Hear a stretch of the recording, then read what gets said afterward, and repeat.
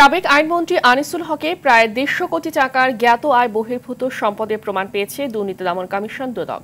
এছাড়া ব্যাংকে ৬৬৫ কোটি টাকার সন্দেহজনক লেনদেন পাওয়া গেছে। এসব অভিযোগে তার বিরুদ্ধে মামলা করেছে সংস্থাটি। বিকেলে দুদক কার্যালয়ে সংবাদ সম্মেলনে কথা জানান সংস্থাটির মহাপরিচালক আক্তার হোসেন। এদিকে সরকারি কর্মকর্তা কর্মচারীদের দ্বৈত নাগরিকত্বের তথ্য চেয়ে ৩ দপ্তরে চিঠি দিয়েছে দুদক। শরীয়ত খানের রিপোর্ট। বসুন্ধরা ডায়াপেন্ট এখন আরো উন্নত। এই হট এয়ার থ্রো টপশিট দ্রুত শোষণ করে সোনামণিকে দেয় কোমল অনুভূতি।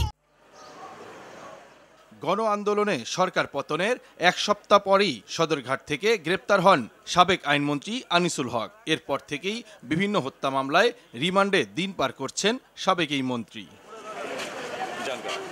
গেল ৭ অক্টোবর আনিসুল হক ও তার ঘনিষ্ঠ সহযোগী অ্যাডভোকেট তৌফিকা করিম সহ সংশ্লিষ্টদের বিরুদ্ধে অনুসন্ধান শুরু করে দুদক। জনাব আনিসুল হক সাবেক মন্ত্রী, আইন, বিচার ও সংসদ বিষয়ক মন্ত্রণালয়, ঢাকার বিরুদ্ধে ১৪৬ কোটি টাকারও বেশি মূল্যের সম্পদের মালিকানা অর্জনপূর্বক দখলে রাখা, ২৯টি ব্যাংক হিসাবে সর্বমোট ৬৬৫ কোটি টাকারও বেশি সন্দেহজনক লেনদেন করে মানি লন্ডারিংয়ের সম্পৃক্ত অপরাধ, দুর্নীতি ও ঘুষ সংগঠনের মাধ্যমে প্রাপ্ত অর্থ বা সম্পত্তির অবৈধ উৎস গোপন বাড়াল করার উদ্দেশ্যে স্থানান্তর, রূপান্তর এবং হস্তান্তর করার দায়ে একটি মামলা রুজু করা হয়েছে।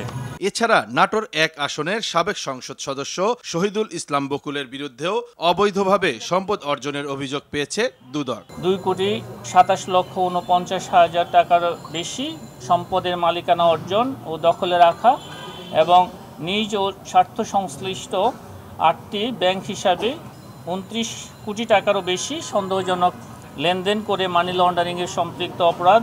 সরকারি কর্মচারীদের দ্বৈত নাগরিকত্ব বা একাধিক পাসপোর্টের তথ্য চেয়ে ইমিগ্রেশন ও পাসপোর্ট অধিদপ্তর, পুলিশের স্পেশাল ব্রাঞ্চ এবং স্বরাষ্ট্র মন্ত্রণালয়ের সুরক্ষা বিভাগে চিঠি দিয়েছে দুর্নীতি দমন কমিশন।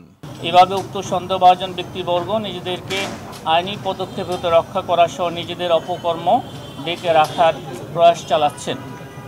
এ সকল ক্ষেত্রে তারা বাংলাদেশের পাশাপাশি একই সঙ্গে অন্যান্য দেশের নাগরিকত্ব গ্রহণ করে থাকেন। এদিকে ফাইল গায়েব পূর্বাচলের সাবেক প্রকল্প পরিচালক উজ্জ্বল মল্লিকের অনিয়ম ও প্রবাসীদের প্লট বরাদ্দ, কমিশন বাণিজ্যের অভিযোগে মতিঝিলের রাজুক ভবনে অভিযান চালিয়েছে দুদক। এ সময় ঘটনার সত্যতা পেলেও কাউকে আটক করতে পারেনি দুদকের টিম। শরীয়ত খান, RTV, ঢাকা।